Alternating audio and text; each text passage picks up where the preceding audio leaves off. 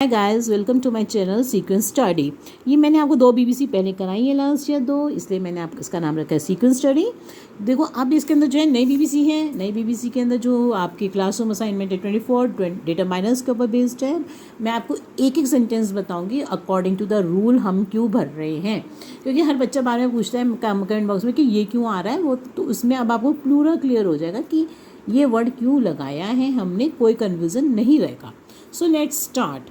According to हम बोलते हैं, अकॉर्डिंग टू अ स्टडी बोला जाता है ना, कि स्टडी के अकॉर्डिंग ह्यूमन मेड मटीरियल्स सून आउटवे। जो इंसानों ने चीज़ें बनाई हैं वो क्या कर देंगी, आउटवे का मतलब यहाँ पर ख़त्म कर देंगी, नष्ट कर देंगी। किसको? लाइफ ऑन अर्थ, ये पूरी लाइफ ऑन अर्थ पर। आप देखो इसके अंदर जो लाइफ है वो क्या है, सिंगुलर है। हमने यहाँ पर कहा अकॉर्डिंग टू अ स्टडी, तो अ जो है किस में आ रहा है, इसमें भी आ रहा है, इसमें भी आ रहा है। अब देखो every is also followed, every के बाद भी सिंगुलर ही लगता है वर्ब। अब जो लाइफ है वो क्या है, आपको इसको देखना है, लाइफ क्या है, सिंगुलर है। आप देखो जो, मगर हम इसमें क्या करेंगे, इस केस में हम क्या लगाएंगे, ऑल लगाएंगे, क्योंकि ऑल के बाद सिंगुलर भी आता है, प्लूरल भी आता है। ऑल के अब लाइफ क्या है, सिंगुलर है। ऑल के बाद हम ऑल इसलिए लगा रहे हैं क्योंकि सिंगुलर लगा हुआ है यहाँ पे। और साथ में आप देखो इसकी दूसरी बात क्या है कि अगर जो ऑल होता है उसका मतलब होता है पूरा का पूरा, सब कुछ। अगर और उसके बाद अगर जो है वर्ब हो कैसा, सिंगुलर, और वो कैसा, उसकी वो चीज़ें कैसी हो, अनकाउंटेबल हो। देखो आप ज़िंदगी को काउंट नहीं कर सकते ना, लाइफ को ऑन अर्थ को काउंट नहीं कर सकते। तो ऑल जो है is followed by a singular verb when there is uncountable चीज़ें।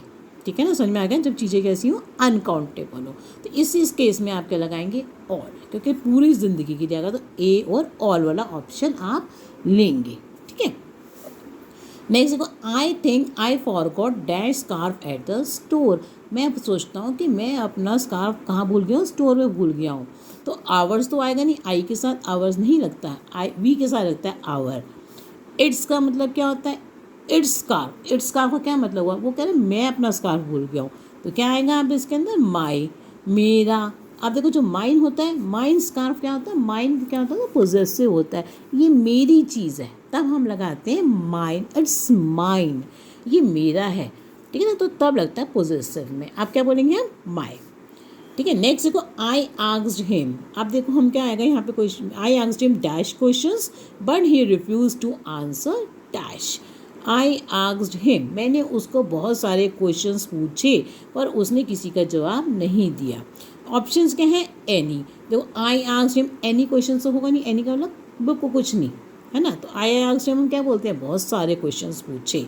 तो क्या आएगा यहाँ पे, देखो आई आस्क्ड हिम मैनी क्वेश्चंस। ठीक है ना, मैनी क्वेश्चंस मैंने पूछे बट ही रिफ्यूज्ड। देखो जो रिफ्यूज्ड शब्द है वो क्या है, नेगेटिव है। नेगेटिव का मतलब ना की तरफ है, रिफ्यूज़ करना, मना करना, ना करना। तो जब ना होता है ना तो हम हमेशा यूज़ करते हैं एनी का यूज़ करते हैं। आप क्या यूज़ करते हैं, हमेशा एनी का यूज़ करा जाता है।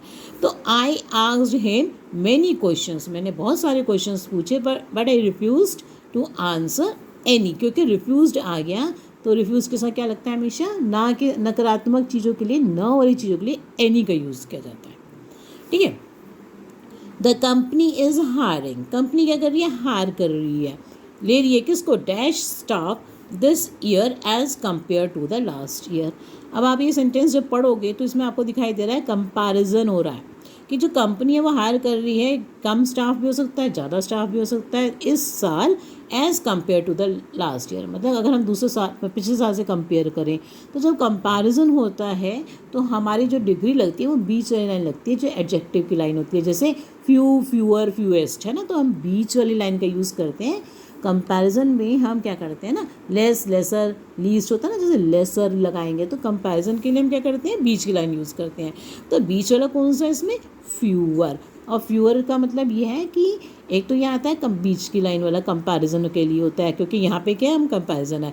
दूसरी नंबर की बात ये है, इसको हमने क्यों लगाया है, क्योंकि हम लिटिल और ये जो लेस, ये जो होते हैं, लिटिल का मतलब तो थोड़ा, तो जो काउंट कर सकते हैं ना हम, इसमें क्या है, स्टाफ को हम काउंट कर सकते हैं। तो जब हम चीज़ को काउंट कर सकते हैं तो हम फ्यू का यूज़ करते हैं, फ्यू या मैनी का यूज़ किया जाता है काउंट वाली चीज़ों के लिए। ठीक है, जिन चीज़ों को हम काउंट कर सकते हैं तो हम उसके लिए फ्यू या मैनी का इस्तेमाल करते हैं, लिटिल लेस का इस्तेमाल क्वांटिटी के लिए करते हैं।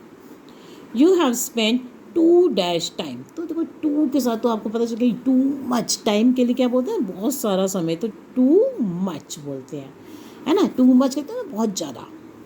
Do you have dash bread for breakfast. हम किसे पूछ रहे हैं, मतलब समझ लो उसका कि क्या तुम्हारे पास इतनी ब्रेक मतलब नाश्ते की इतनी ब्रेड है कि तुम अपना नाश्ता कर सको, फॉर ब्रेकफास्ट तुम इतना अपना नाश्ता कर सको। तो हम कहते हैं ना इतनी है, मतलब काफ़ी है कि तुम्हारे पास इतनी ब्रेड, तो उसके लिए वर्ड यूज़ होता है हमेशा इनफ, ठीक है ना, इनफ। तो do you have enough bread for your breakfast.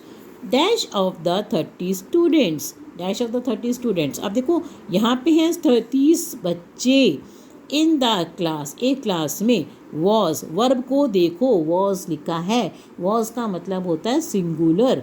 जब सिंगुलर है इससे पहचानना है, नंबर से पहचानना है। अगर आपको नंबर्स दे रखे हैं कितने बच्चे और दे रखा है सिंगुलर वर्ब, ठीक है, तो आपका जो ऑप्शन आएगा वो क्या आएगा, ईच आएगा, ठीक है ना, ईच लगता है जब आपको टोटल नंबर्स भी पता हो और साथ में ये दे रखा हो जो वर्ब है वो हमारा सिंगुलर हो, ठीक है। क्योंकि ऑल ऑफ द 30 स्टूडेंट्स के बाद अगर यहाँ पर होता वर तो हम लगाते ऑल, ठीक है ना, और यहाँ पे क्या है, वॉज है, तो हमारा क्या लगेगा, each.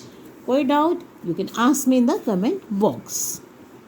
I bought dash expensive raincoat from dash US store.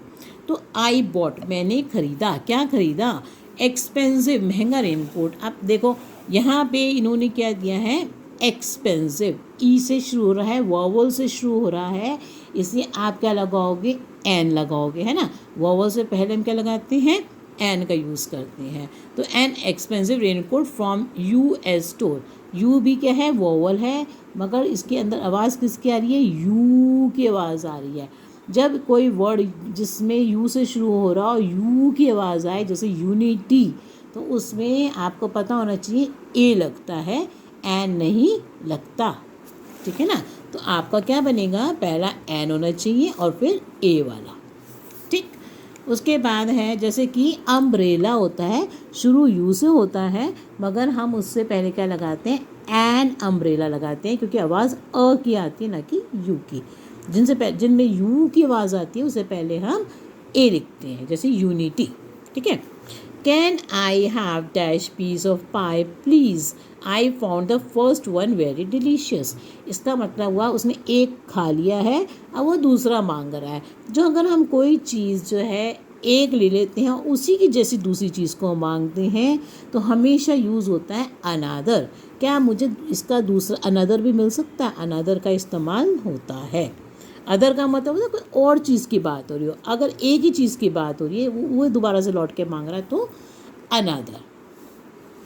My problem is that, मेरी प्रॉब्लम, मेरी समस्या ये है, that I get dash time for reading dash days, कि मुझे, इसका मतलब क्या हो रहा है, आपको समझ में आ रहा है कि मुझे बहुत कम टाइम मिल रहा है। प्रॉब्लम है ना, प्रॉब्लम का मतलब कि कम ही टाइम मिल रहा है उसको पढ़ने के लिए। तो my problem is that I get, time के साथ क्या आता है हमेशा, देखो लेस आता है या लिटिल आ सकता है ना। तो अब वो यहाँ पे देखो क्या लिखा है, इन दिनों में डेज लिखा है ना, तो दीज डेज लगेंगे ना, तो इसके अकॉर्डिंग क्या लगेंगे, लिटिल टाइम, क्योंकि हमारे पास अब देखो लेस कैसा हो जाता है, लेस टाइम का मतलब कम टाइम भी होता है, पर दोज डेज तो नहीं लग सकता ना, दोज तो नहीं लग सकता ना। दोज डेज का क्या मतलब हुआ, यहाँ पे पास्ट में चला गया, दोज का मतलब पास्ट में चला गया, और जो होता है हमारा, इससे आएगा हमारा लिटिल और दीज आएगा।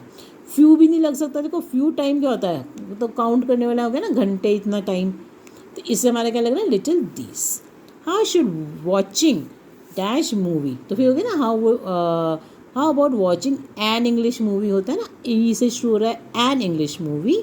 अब एन किस में लगा हुआ है, इसमें लगा है और इसमें लगा है। Movie after we finish dash work today, जब हम अपना काम ख़त्म कर लें। तो how about watching an English movie after we finish our work today, ठीक है ना, हमारा जब काम ख़त्म हो जाए, ठीक। Ted came to our home, Ted हमारे घर आया, कब आया, डैश टाइम्स, तो हम क्या कहते हैं, लास्ट वीक, कई बार आया हमारे घर, तो हम कहते हैं कई बार आने को, कुछ ऐसी चीज़ों के लिए हम बोला जाता है हमेशा सेवरल। क्या वर्ड का इस्तेमाल करते हैं, सेवरल टाइम्स बोलते हैं ना, ही कम्स टू माई, या ही कम्स फ्रिक्वेंटली, है ना। तो जब टाइम्स लिखा है तो सेवरल टाइम्स बोलते हैं। और ऑप्शन से को अ फ्यू टाइम्स नहीं बोला जाता कि हम कोई काउंट नहीं कर रहे। फ्यू, अ फ्यू का मतलब भी देखो क्या होता है, सम। फ्यू का मतलब क्या होता है, सम। अ फ्यू का मतलब सम होता है, मतलब अ सम टाइम। तो अ फ्यू का मतलब Ted came to our home some times last week. तो हम सम टाइम्स नहीं बोलते हैं, हम क्या बोलते हैं, सेवरल टाइम्स, कई बार आया वो मेरे घर। Dash days I am very busy completing my dash assignment. अब देखो इन दोनों आई एम वेरी बिजी तो प्रेजेंट टेंस चल रहा है, तो इन दोनों में ही तो बात होगी ना, तो दीज डेज ही आएगा अपने आप ऑटोमेटिकली। तो दीज के यहाँ भी है, यहाँ भी है। फिर देखो सेकेंड है, ये टू है, तो these days I am very busy completing my second assignment की माई टू असाइनमेंट। टू का मतलब होता है दो, तो दो के साथ तो फिर आपका क्या आना चाहिए था, यहाँ पे असाइनमेंट्स आना चाहिए था, है ना। पर यहाँ पे लिखा है असाइनमेंट, तो आप क्या लगाओगे, सेकेंड, क्योंकि ये क्या है, सिंगुलर हो रहा है। असाइनमेंट क्या है, एक है, सिंगुलर है, तो आप क्या लगाओगे, एक ही तो असाइनमेंट कर रहा है ना, इसका मतलब कह रहे हैं कि सेकेंड असाइनमेंट। दो का मतलब होता है कि यहाँ पे क्या हो जाता है, प्लूरल लग जाता, तब लगाते हैं। तो दीज और सेकेंड आएगा। These days I am very busy completing my second assignment. In dash days the beautiful spring season will set in. आप देखो यहाँ पे जो है कुछ दिनों में मतलब आप देखो लिटिल और अ लिटिल तो होते हैं क्वांटिटी के लिए। आप दिन तो हम काउंट कर सकते हैं, ठीक है ना। तो अब आपको प्रॉब्लम हो गई कि फ्यू लगाएं कि अ फ्यू लगाएं। तो अ फ्यू का मतलब होता है सम, अ फ्यू का मतलब होता है सम, और फ्यू का मतलब होता है नॉट मैनी, ज़्यादा नहीं। तो हम इसमें क्या लगाएंगे, इन सम डेज, इसका मतलब निकल रहा है कि कुछ दिनों में, तो हम लगाएंगे अ फ्यू। इसका मतलब नॉट मैनी नहीं बोलते हैं यहाँ पर, इन नॉट मैनी डेज, तो हम बोलते हैं इन अ फ्यू डेज, थोड़े दिनों में। सम का मतलब अ फ्यू का मतलब सम। तो in a few days the beautiful spring season will set in, ठीक है ना। तो फिर से अगर आपको बताना हो, पूछना हो, तो मेरे से पूछ सकते हैं। Dash of the two hotels would you like to stay at. तो अब हम जो चॉइस करते हैं, जब भी चॉइस होगी तो विच का यूज़ होता है। Which of the two hotels, दोनों में से कौन सा होटल, ठीक है। And please don't forget to like, share and subscribe to my channel. Jack is quarreled with dash person he has ever done business with. तो जैक ने हर बंदे से क्या करी है, लड़ाई करी है।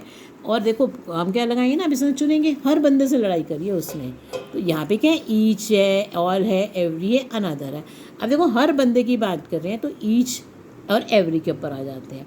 अब ईच के अंदर तो होता है कि हम कहते हैं नंबर दे रखे होते हैं उसमें, और दोनों की बात है कि दोनों के बाद सिंगुलर लगता है, मगर ईच और के बाद ज़्यादातर नंबर होते हैं, नंबर हमें पता होता है। तो इसे हम क्या लगाएंगे यहाँ पे, ये सबके लिए आ रहा है, एवरी किसके लिए आता है, सबके लिए आता है। तो Jack has quarreled with every person, क्योंकि देखो हैज़ है तो सिंगुलर है, तो हम क्या लगाएंगे, every person he has ever done business with. तो हमारा क्या ऑप्शन आएगा इसमें, एवरी। नेक्स्ट देखो, dash shops in the locality are closed on Sundays. इसका मतलब हुआ कि ज़्यादातर दुकानें जो लोकेलिटी में है वो बंद होती हैं कब, संडेज़ को। तो हमेशा देखो आपको मैंने बताया एवरी के बाद तो सिंगुलर आना चाहिए, तो यहाँ पे तो है आर है, तो इसकी तो बात ख़त्म, एवरी के बाद ख़त्म हो गई। मच शॉप्स नहीं होता, मच क्या होता है, क्वांटिटी के लिए हम बोलते हैं, मच शॉप्स नहीं बोलते, है ना। और मोर का मतलब क्या होता है, हम कंपैरिजन करें, तो मोर तो यहाँ पे कंपैरिजन की तो कोई बात ही नहीं हो रही है। तो हमारा क्या वर्ड आएगा, मोस्ट शॉप्स। क्या लगाओगे आप, मोस्ट शॉप्स, ठीक है। और जो ये नेक्स्ट रहेंगे वो मैं कल आपको कराऊंगी। एंड प्लीज़ अगर आपको मेरी समझ में आया है तो आप प्लीज़ जो मैं इसमें लाइक करना, कमेंट करना, और अगर कोई प्रॉब्लम है तो मुझसे ज़रूर पूछ लेना। Thank you for watching my video.